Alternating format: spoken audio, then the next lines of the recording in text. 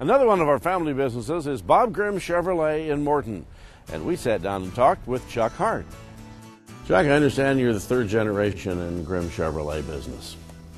Yeah, the Grimm Chevrolet started in 1951. My grandfather, Bob Grimm, started the company. Originally, Grandpa had a partner, Lloyd Shoemaker, and they were partners there in Goodfield. In 1961, when Bob Grimm came to Morton, he was in the building on Jackson and where North Morton comes in there, which is now Zimmerman Auto Body. In 1967, we built a facility that's across the street from where our showroom is today. My father and uncle at one point owned the company together, and currently my father, Bill Hart, and myself are owners of Bob Grimm Chevrolet. You remember some of the times when you were young? By the time I could tell a PF25 oil filter from a PF35 oil filter, we'd come in on Saturdays and we'd stock the shelves. I'm going to say 5 or 6 years old. We'd watch some cartoons in the waiting room. We'd go stock some oil filters and air filters, and my great-grandpa, that'd be Henry Grimm, he would come and usually give us a 50-cent piece for coming in and helping on a Saturday. How many other family members work along with you here? I pretty much run the sales end of the dealership. Dad pretty much runs the service parts body shop end of the dealership. My father, Bill Hart. Hi, Bill. Hi. My mom, Terry Hart. My mom, Terry, is Bob's oldest daughter, and she will come in and help out every now and then. Out of all the cars you've sold, what's your favorite car? Well, right there. Might be that one right behind us here. Could be this one right here. I've been in love with Corvettes ever since I can remember. Dad was the parts manager. A lot of kids grew up washing cars.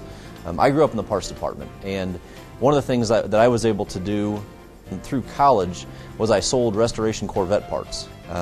When I was in college down at Champaign, I had an 800 number and a fax line into my apartment, and I took orders for parts from my college apartment. Wow. So that was a lot of fun. You think there'll be a fourth generation Bob Grimm Chevrolet? My oldest son is 12. He loves cars probably as much or more than I did.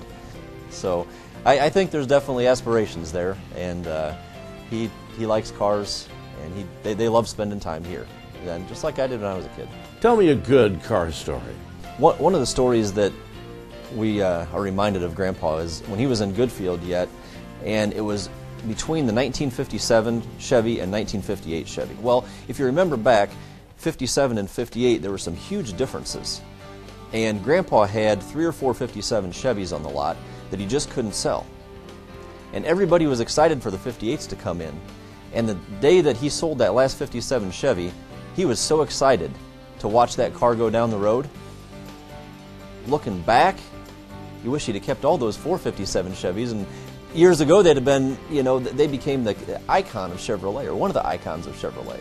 But it was interesting that back then, everybody was ready to move forward to the 58, and these 57s just had to go. And today you'd just love to have 4 of those sitting around. Bob Grimm has his name on the dealership. What was he like?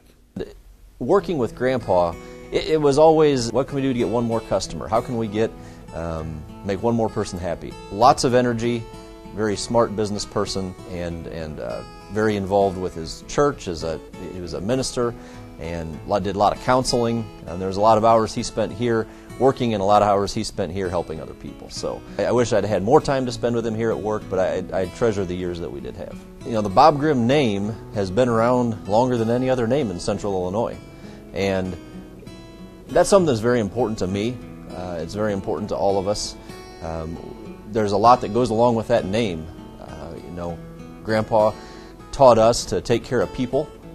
Without customers, without good employees, a company doesn't survive and doesn't sustain. And so we were taught that, and hopefully we continue to live out what his dream was.